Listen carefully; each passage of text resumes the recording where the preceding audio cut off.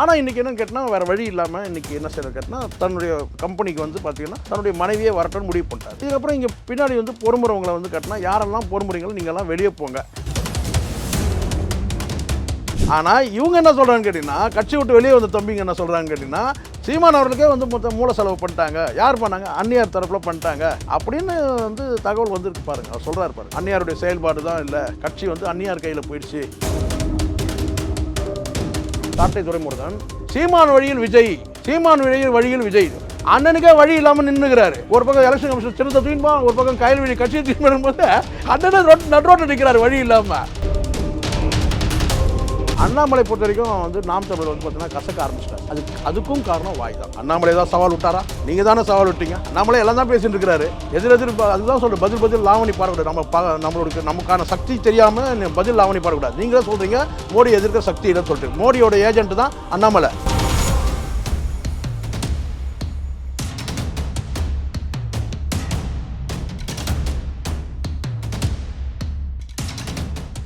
Real one voice நேயர்களுக்கு வணக்கம். நான் விஷால் பொலிவர். இன்றைய நேர்காணலில் நம்மோடு இணைந்திருக்கும் சிறப்பு விருந்தினர் பத்திரிகையாளர் சேகுவரா ஜெய்சங்கர் அவர்கள். வணக்கம் சார்.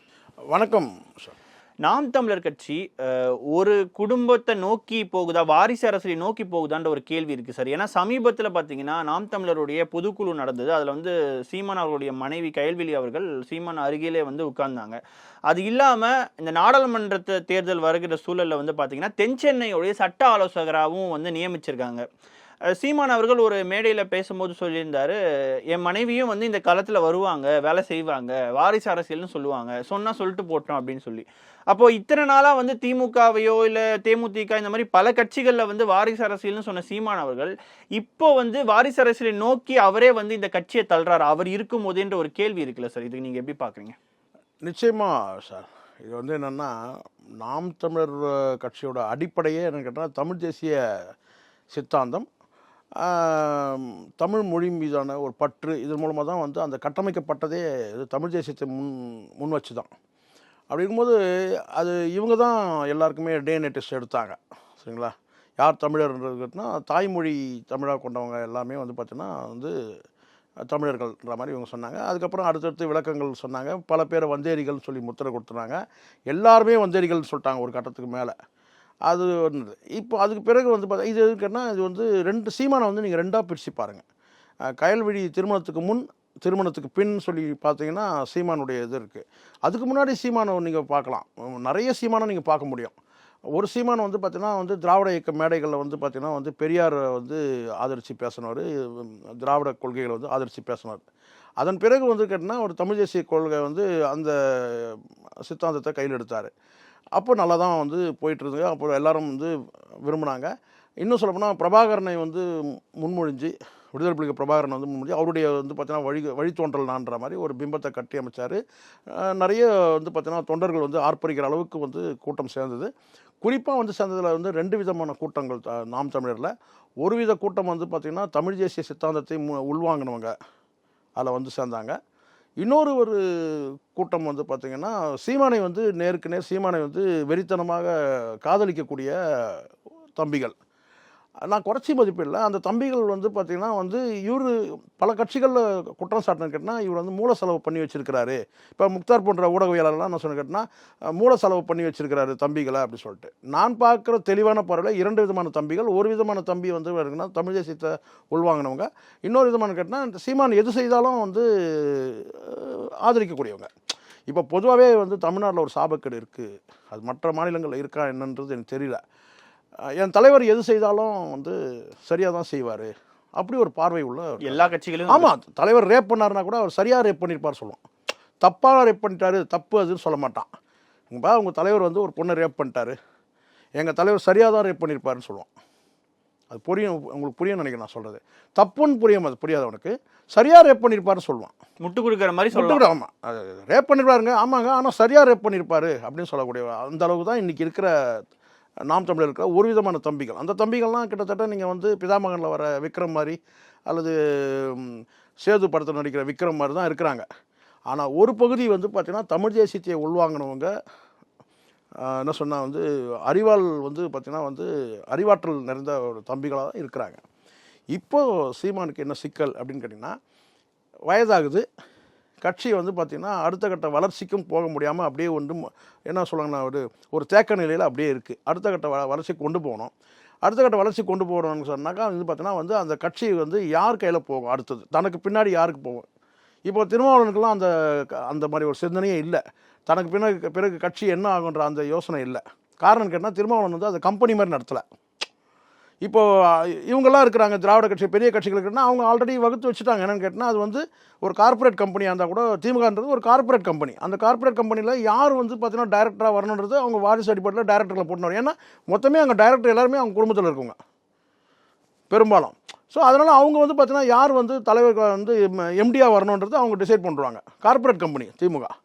அதிமுகவில் வந்து பார்த்தீங்கன்னா அப்படின்னு கேட்டால் அது வந்து பார்த்தீங்கன்னா அது மாதிரி இல்லாதனால தான் வந்து பார்த்தீங்கன்னா இன்றைக்கி வரைக்கும் ஊசலாடிட்டு இருக்குது. அப்போது தனக்கு பிறகு வந்து பார்த்தீங்கன்னா ஒரு வலிமையான தலைமை வரணுன்றாரு.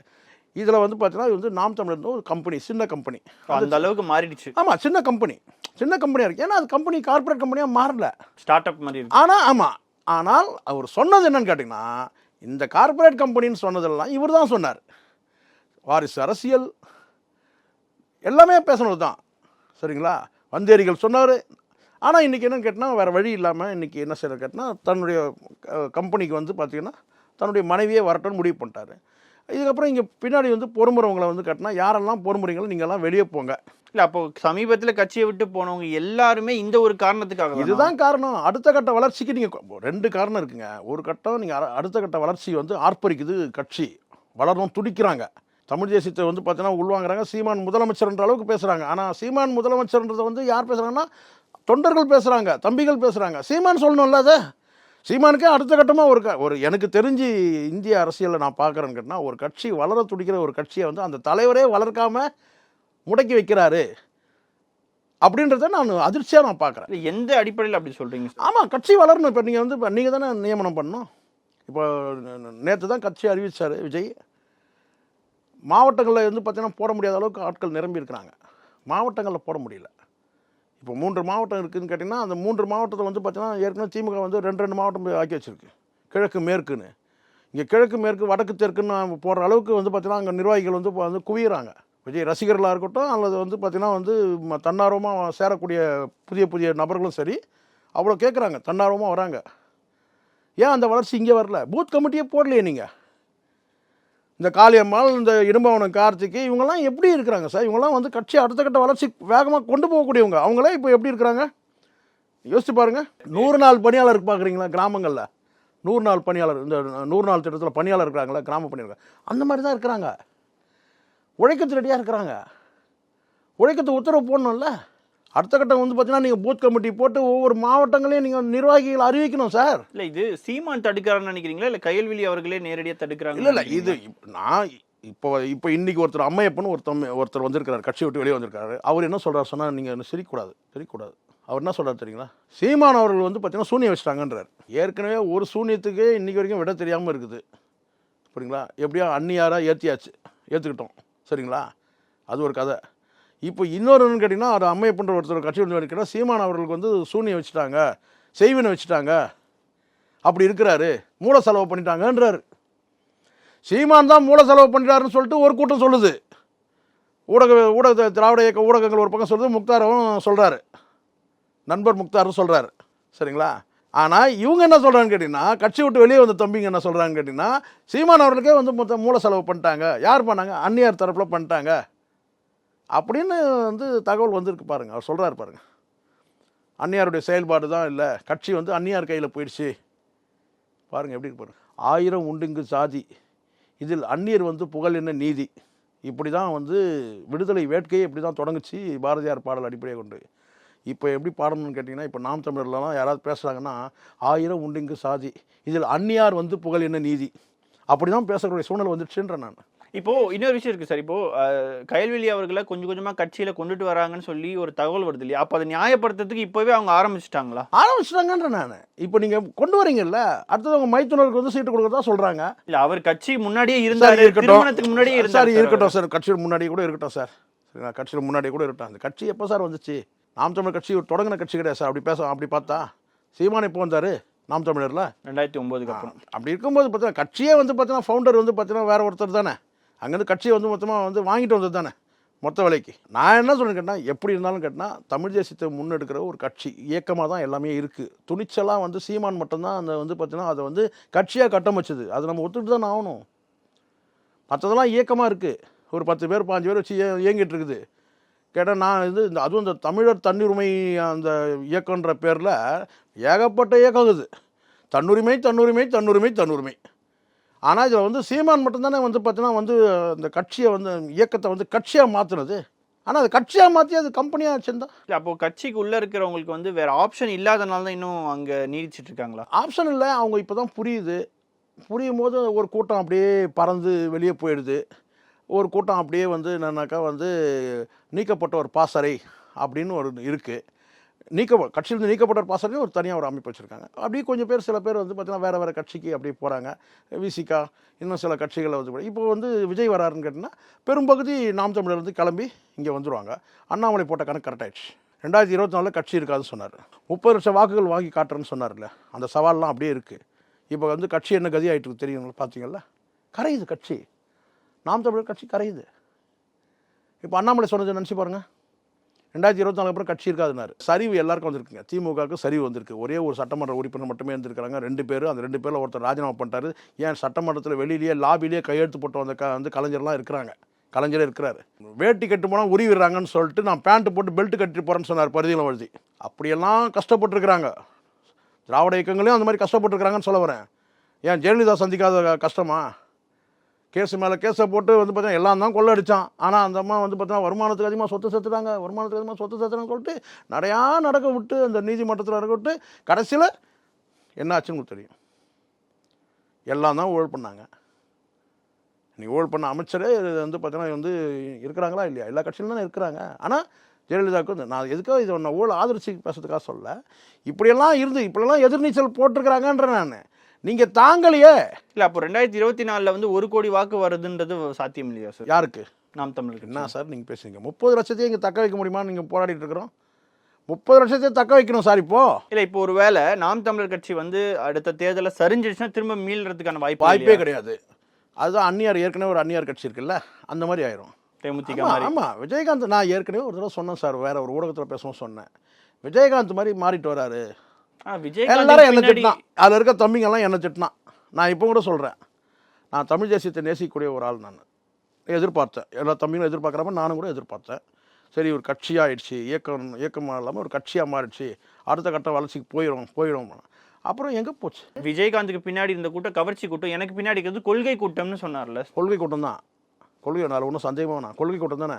அந்த கொள்கை கூட்டம் என்ன கொள்கைன்றது முதல்ல சொல்லிட்டோம். இப்போ என்ன கொள்கை தெரியுமா? திருமாவளவனை எதிர்த்து பேசாத. திருமாவளவனை எதிர்க்கிறது நம்மளுடைய நோக்கம் இல்லை. அண்ணன் வைகோ அவர்களை வந்து நீங்கள் எதிர்த்து பேசாதீங்க. ஐயா அன்புமணி அவர்களை எதிர்த்து பேசாதீங்க. அண்ணாமலை அவர்கள் வந்தார்னா நான் ஏழை வீட்டிலோட நான் கட்டி பிடிச்சிக்கிறேன். ஓப்பன் மீட்டிங்கில் இல்லை பத்திரிகையாளர் முன்னாடி சொல்லிடுறேன், மோடியை எதிர்க்கிற வலிமை எனக்கு இல்லைன்னு சொல்லிடுறேன். இந்த பக்கம் போயிட்டு செக்கு கொடுத்துட்டு என் பங்காளின்னு சொல்லிடுறேன். இந்த பக்கம் வந்து பார்த்தீங்கன்னா ஐயா கிட்டே போய் டீ சாப்பிட்டு நான் வந்து எங்கள் பெரியப்பா இல்லை சித்தப்பான்னு சொல்லிடுறேன். வந்து சசிகலா அம்மையார் வந்து எனக்கு வந்து சின்னம்மா, முடிஞ்சிச்சு. இப்போ சொல்லுங்கள், எங்கே கொள்கை இருக்குது? ஒரு பக்கம் திருமாவளவன் வந்து விஜயோட அரசியல் வந்து பார்த்தீங்கன்னா வருகன்னு சொல்கிறாரு. அவர் வந்து வரட்டும் அப்படின்னு சொல்கிறாரு. வரவேற்கிறோம், அரசியலுக்கு யார் வேணாலும் வரலாம், வரட்டும் வரவேற்கிறேன்றாரு ஒரு பக்கம். இன்னொரு பக்கம் வந்து பார்த்தீங்கன்னா வந்து ட்விட்டு கூட போட்டிருக்கிறாரு. என்னென்னு கேட்டிங்கன்னா காங்கிரஸ் கமிட்டியாக வந்து பார்த்தீங்கன்னா செல்வ பெருந்தகை வந்து இப்போ வந்து வாழ்த்தும் தெரிவிக்கிறாரு ஒரு பக்கம். இன்னொரு பக்கம் வன்னியர்ஸ் வச்சு பார்த்தீங்கன்னா ஒரு ட்விட்டு போடுறாரு. எதிர்ப்பு காட்டுற விதமாக, செல்வ பெருந்தகை எதிர்ப்பை காட்டுற விதமாக வந்து பார்த்தீங்கன்னா 2 வரியில் வந்து பார்த்தீங்கன்னா செய்தி போடுறாரு. வன்னியர்ஸ் வந்து இவருடைய அனுமதியெல்லாம் போட்டுருவாரா? அந்த மாதிரி ஒரு கட்சி அது நான் கேட்குறேன். எல்லாமே சர்வாதிகார கட்சி தான், பேர் தானே ஜனநாயகம் பேசிகிட்டு இருக்கீங்க, சொல்லுங்க பார்க்கலாம். இன்னொரு பக்கம் நான் கேட்டால் சங்கத்தமிழன் விட்டு கடுமையாக சாடுறாரு விஜயோட அரசியலை. சங்கத்தமிழன் இவருடைய கன்சல்ட் இல்லாமல் பேச முடியுமா? இப்போ புரியுதுங்களா இங்கே ரெட்டை வடன்றது? அது சீமான் பண்ணான்னா, திருமாவளவன் பண்ணான்னா, எல்லாம் பண்ண ரெட்டை வடம் தானே சார் இது. ஒன்று எதிர்க்கிறனா வெளிப்படையாக எதிர்த்துருங்க. ஏன் ஒரு பக்கம் வந்து நாகரிகன்ற பேரில் வந்து நீங்கள் வரவேற்பீங்க, அதே வந்து இன்னொருத்தர் வந்து பார்த்தீங்கன்னா நாகரிகம் இல்லாமல் வந்து பார்த்தீங்கன்னா வந்து எதிர்ப்பார். நான் சொல்ல புரியல, ஒரு கட்சிக்கு தலைமை சார், அவரும் பட்டியல் வகுப்பு சார்ந்தவர் தான் செல்வ பெருந்தகை. எப்படியோ தத்தி வந்துட்டார், ஒரு உயரத்துக்கு வந்து நிற்கிறார். ஒரு காங்கிரஸ் அவர் ஒன்றும் ஒரு சட்டமன்ற உறுப்பினர், இப்போ வந்து காங்கிரஸ் கமிட்டிக்கு எவ்வளோ பேர் தலைவராக இருந்திருக்கிறாங்க அந்த கட்சிக்கு. வாழ்த்திட்டு போவோமே. அதுக்கு எதில் வந்து பார்த்தீங்கன்னா உங்களுடைய அந்த வன்மத்தை எது காட்டுறீங்க? திருமாவளவன் தான் நான் கேட்குறேன். நான் சீமான் கதைக்கு அப்புறம் வருவோம். ஒரு பக்கம் சீமான் தம்பி வருகன்னு சொல்கிறாரு, இன்னொரு பக்கம் அதில் இருக்கிற வேனரசு வந்து நான் கேட்டிங்கன்னா வந்து பார்த்தீங்கன்னா அப்படி இப்படி ஆச்சா போச்சான்றாரு. இன்னும் கொள்கையே அறிவிக்கவே இல்லை. இப்போ புரியுதுங்களா? நான் தான் திரும்ப சொல்கிறேன், ஒருத்தர் எதிர்க்குன்னா வெளிப்படையாக எதிர்த்துடணும் சார். இந்த எதிர்க்கிற மாதிரி வந்து பார்த்தீங்கன்னா வந்து ஆதரிக்கிற மாதிரி எதிர்க்கிறதே இருக்கக்கூடாதுன்ற நான். எதுக்கு இந்த மாதிரி ஒரு டிரான்ஸ்பரண்ட்டாக இல்லாமல் வந்து பார்த்தீங்கன்னா வந்து இந்த வன்மை எதுக்குன்னு கேட்குறேன். உள்ளே எதுக்கு? இப்போ நான் சொல்கிறேன், ஆதரிக்கணும்னா ஆதரிக்கிறோம் சீமான் நடவடிக்கை சரியில்லை, தப்புன்னு சொல்லணும் சார். அதை மென்னுன்னு முழுங்கின்னு போகிறதுக்கு நம்ம எதுக்குன்னு கேட்குறேன். நம்ம பத்திரிக்கையாளர் வேலையே கிடையாது. அது தப்புனா தப்பு, இதுதான் தப்பு. நீங்கள் சொல்கிறீங்க 1 கோடி ரூபாய் வாக்கு வராது, 30 லட்சமே வராது. சின்னம் போயிடுச்சு சார், கைவிட்டு சின்னம் போட்டோம். சீமான் தான் பிராண்டு. சீமான் பிராண்டே கிடையாது இனிமேல். கையல்விழி தான் பிராண்டு. நான் சொல்ல, அதுலேருந்து வெளியே வந்த தம்பி சொல்கிறாரு. சார் நீங்கள் ஒரு விஷயம் நல்லா புரிஞ்சுக்கணும். இப்போ சீமான் இந்த நாம் தமிழர்னு கேட்டால் ஒரு 10 பேர், ஒரு 20 பேர், ஒரு 50 பேர் இருக்கிறான். அவன் வந்து ஃபேஸ்புக்கில் அவன் வந்து ஃபாலோ பண்ணுறது தான் அவனுடைய வேலையை. இந்த மாதிரி ஒரு மாற்று கருத்து சொல்கிறாங்கன்னு வச்சு, இந்த அம்மையப்பன்றவர் உண்மையாக கண்ணீர் விடுற, என்னை விட்டுருங்க, கதறி விட்டு அழுறாரு. அதையும் போடுறான், அவரையும் திட்டுறான், 2 ரூபா ஊப்பின்றான். நீங்கள் பாருங்களேன், உள்ளபூர்வமாக கதறாரு. கட்சி வந்து கைவிட்டு போயிடுச்சுங்க. சீமான் மேலே மரியாதையாக பேசுகிறாரு. இன்னும் சொல்லப்போனால் அவ்வளோ வன்மத்தோடலாம் பேசவே இல்லை. நம்மளை கூட இவனை சொல்லிக்கிட்டோம், என்ன நம்மளும் உண்மையை தான் பேசுகிறோம். ஆனால் ஒரு 50 பேர் ரெடி பண்ணி வச்சுக்க வேண்டியது. முக்தாருக்கு ஆல்ரெடி வந்து ஒரு 100 பேர் இருக்கிறாங்க. முக்தார் எது செய்தியை வெளியிட்டாலும் அதுக்கு ஒரு முக்தார் வந்து தொடர்ச்சியாக சீமானை வந்து சாடுறாரு. அதுக்கு அவங்க வந்து போகிறாங்க. சாதாரணமாக விமர்சிக்கக்கூடியவர்களாக இருந்தாலும், அது நாச்சியார் சுகந்தியாக இருக்கட்டும், சேகவரா ஜெயசங்கராக இருக்கட்டும், அல்லது வேறு யாராக இருந்தாலும் கேட்டால் ஒரு 50 பேர் வந்துடுறான். வந்துட்டு கடுமையாக சாடுறான். அப்படி ஒரு மேடையில் வந்து என்ன சொல்ல கேட்டால், விமர்சனங்களை ஏற்றுக்கொள், விமர்சனங்களை ஏற்க பழகிக்கொள் இவர் சொல்கிறாரு. ஆனால் ஒருத்தரும் அங்கே கேட்கவே இல்லை. அப்போ காரணம் கேட்டால் எனக்கு தெரிஞ்சிருக்கு ஒரு 50 பேர் இருக்கிறான். ஒரு 50 பேர் வந்து நான் கேட்டால் அந்த வாட்ஸ்அப்பில் யார் வந்து இந்த ஃபேஸ்புக்கில் இருக்கட்டும், அல்லது வந்து இந்த மாதிரி செய்தி போடக்கூடிய யூடியூப்பில் இருக்கட்டும், கமெண்ட்டில் வந்து கடுமையாக கெட்ட வார்த்தையில் சாட வேண்டியது.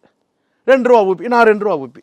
இப்போ புரியுதுங்களா? இவங்களுடைய நோக்கம் இவங்களுக்கு என்னன்னு கேட்டிங்கன்னா, ஒரு அகண்ட பார்வை கிடையாது, உண்மை என்ன சொல்கிறாங்கன்னு தெரியுது கிடையாது, மூல செலவு பண்ண மாதிரி இருக்கிறாங்கன்றது கன்ஃபார்ம் ஆகுதுங்களா? அதனால தான் நான் சொல்கிறேன். என்னன்னு கேட்டிங்கன்னா, ஏதோ நான் தம்பிகளை திட்டணும்னு கிடையாது. தமிழ் தேசியத்தை நேசிக்கக்கூடிய தம்பிகள் ஒரு பக்கம் இருக்கிறாங்க, அவங்க அந்த கட்சியில் இருப்பாங்கன்னு சொல்ல முடியாது. ஏன்னா அடுத்தடுத்த செயல்பாடுகள், சீமான செயல்பாடுகள் வந்து மாறும்போது அவங்க வந்து இப்போ ஒரு விஷயம் கிளியர் தானே சார். ஜெயலலிதா வந்தபோதே காளிமுத்து சொன்ன வார்த்தை என்ன? கருவாடு மீனாகாது, கறந்த பால் மடிப்புகாது. இது யார் சொன்னது? காளிமுத்து சொன்ன வார்த்தை. இப்போ அந்த அவர் சொன்ன வார்த்தை அவங்க மகளுக்கு பொருந்துமா? சொன்னார் அவர். ஜெயலலிதா வந்தபோது சாதாரண கிடையாது. ஜெயலலிதா வந்து சேவல் சின்னத்தில் போட்டிட்டு வராங்க, எம்ஜிஆர் இறந்த பிறகு வராங்க. அப்போ பேசுறது கருவாடு மீனாகாது, கறந்த பால் மடிப்புகாது. இப்போ யார் இங்கே கருவாடு, யார் இங்கே வந்து பார்த்தீங்கன்னா வந்து கறந்த பால்? சொல்லுங்கள், நீங்கள் சொல்லுங்கள். அப்படியே விட்டுருவோம். சீமானே சொல்லிட்டோம் பதில். நீங்கள் தானே சார் எல்லாருக்கும் டிஎன்ஏ டெஸ்ட் எடுத்தீங்க. பயமாக இருந்தது எனக்கு. நம்ம வந்து தமிழன் தானே, நம்ம ஒரு 4 தலைமுறைக்கு பின்னாடி போய் பார்த்தோம். ரைட்டு, பிரச்சனை எதுவும் இருக்காது, நம்ம தமிழன் தான். எல்லாருக்குமே சந்தேகம் வந்துச்சு. இவங்க பண்ண டிஎன்ஏ டெஸ்ட்டு எல்லாருக்கும் சந்தேகம் வந்துச்சு. நம்ம பூர்வீகமாக நம்ம எல்லாம் கேட்க ஆரம்பித்தேன். Right, okay. ஓடி போய்ட்டு எங்கள் இருக்கிற நம்ம பெரியவங்க கிட்டலாம், நம்ம தலைமுறை இங்கே தானே இருக்கிறோம், இங்கே தமிழ்நாட்டில் தான் இருக்கிறோம், இங்கே இருந்தோம், அங்கே இருந்தோம், இங்கே இருந்தோம், அவ்வளோதான். அந்த மாதிரி பண்ணிவிட்டு நீங்களே இப்போ தூக்கி உள்ளே விட்டிங்கன்னா எப்படி? நான் கேட்குறேன். கட்சிக்கு பொறுப்புக்கு யாராக இல்லையா சார் ஆள்? நான் கேட்குறேன். இப்போ அந்த கவலை ஏன் திருமாவளவனுக்கு இல்லை, மற்றவங்களுக்கு ஏன் இல்லை? நான் கேட்குறேன். வைகோ விட்டுருங்க சார், ராமதாஸை விட்டுருங்க, திருமாவளவனுக்கு அந்த கவலை இருந்துருக்கணும்ல. ஐயோ நமக்கு பின்னாடி நம்ம பிள்ளைங்களே இல்லை, நமக்கு பிள்ளையும் இல்லை, கல்யாணமும் ஆகலை, பிள்ளையும் இல்லை, நம்ம எப்படி அந்த எண்ணம் வரல இல்லை? நான் கேட்குறேன். நீங்கள் எல்லாரையும் சாடினீங்கல்ல, எல்லாருக்கும் மாற்று சொன்னீங்க, எல்லாரையும் நங்கெடுத்தீங்க, எல்லாரையும் விமர்சனம் பண்ணீங்க. நீங்கள் விமர்சனம் பண்ணது ஆளே கிடையாது. நீங்கள் விட்டக்குறை தொட்டக்குறை வச்சுனாக்கா ஃபுல்லாக சாட்டை பார்த்துலாம் அந்த வேலையை. எல்லாரையும் விமர்சனம் பண்ணீங்க. இப்போ நீங்கள் எங்கேருந்து நிற்கிறீங்க? ஒரு பக்கம் சின்னத்தை வந்து எலெக்ஷன் கமிஷன் பிடிங்கின்னு போயிட்டான், இன்னொரு பக்கம் கட்சியை வந்து கையல்வழி பிடிங்கின்னு போயிட்டான். சீமானே நடுவழியில் நிற்கிறார். இதில் ஒருத்தர் சொல்கிறான், சாட்டை துரைமுருகன், சீமான் வழியில் விஜய், சீமான் வழியில் விஜய். அண்ணனுக்கே வழி இல்லாமல் நின்றுக்கிறாரு. ஒரு பக்கம் எலெக்ஷன் கமிஷன் சின்னத்தை தூக்கின்போம், ஒரு பக்கம் கையல்வழி கட்சியை தூக்கி போது அண்ணனே நடுரோட்டை நிற்கிறார் வழி இல்லாமல். என்ன சார் இதெல்லாம் வேதனையா இல்லை? அதுக்கப்புறம் நீங்கள் வந்து என்ன சாடிங்க, இன்னும் திட்டிங்க, ஒரு 50 பேர் இன்னும் கூட ஒரு 500 பேர் வந்து கமெண்ட் போடுங்க. இருக்கிற உண்மையை தான் சார் பேசி ஆகணும். அண்ணாமலை பொறுத்த வரைக்கும் வந்து நாம் தமிழர் வந்து பார்த்தீங்கன்னா கசக்க ஆரம்பிச்சிட்டா சார். அதுக்கும் காரணம் வாய் தான். அதுக்கும் வாய் தான். அண்ணாமலை தான் சவால் விட்டாரா? நீங்கள் தானே சவால் விட்டீங்க. அண்ணாமலை எல்லாம் தான் பேசிட்டு இருக்கிறாரு. அதுதான் சொல்கிறேன், பதில் லாவணி பாடக்கூடாது. நமக்கான சக்தி தெரியாமல் பதில் லாவணி பாடக்கூடாது. நீங்களே சொல்கிறீங்க மோடி எதிர்க்கிற சக்தி இல்லைன்னு சொல்லிட்டு. மோடியோட ஏஜென்ட் தான் அண்ணாமலை. உண்மை தானே? அண்ணாமலை எதிர்க்கிற ஒன்று தான், மோடி எதிர்க்கிறது ஒன்று தான். இந்த புரிதல் கூட உனக்கு இல்லையா? இப்போ புரியுதுங்களா? யார் யாரோட மோதணும்? அண்ணாமலையோட மோதணும் தவறு, நீங்கள் சவால் விட்டதும் தவறு. நமக்கான வலிமை நமக்கு தெரியணும் சார். அதுதான் வந்து இப்போ நடக்கிற விஷயங்கள் என்ன? அடுத்தடுத்து 3வது இடத்துல பிஜேபி வருது, தெளிவாக தெரியுது. 2வது இடத்துக்கு கூட போகும் போல் 2026 எதுவும் சொல்கிறதுக்கு இல்லை. இப்போ இந்த பாராளுமன்ற தேர்தலே 3வது இடத்துக்கு வந்து நின்றுவாங்க. நீங்கள் ஏதோ மாய உலகத்தில் இருக்கிறாங்க இவங்க. 40 சீட் நமக்கே, 40 நமதேன்ட்டு. இது ஒன்றும் தேவையில்லை. கிளாம்பாக்கம் ஒரே ஒரு ப்ராஜெக்ட் போதும். எதுக்கு? கிளாம்பாக்கம் ப்ராஜெக்ட் இருக்கிற பஸ், இந்த பேருந்து நிலையம், அது ஒன்று போதும் சார். நிச்சயமா சார், தொடர்ந்து பேசுவோம். ரியல் ஒன் நேயர்களுக்காக பல்வேறு கேள்விகளுக்கு பதில் தந்தமைக்கு மிக்க நன்றி சார். நன்றி சார்.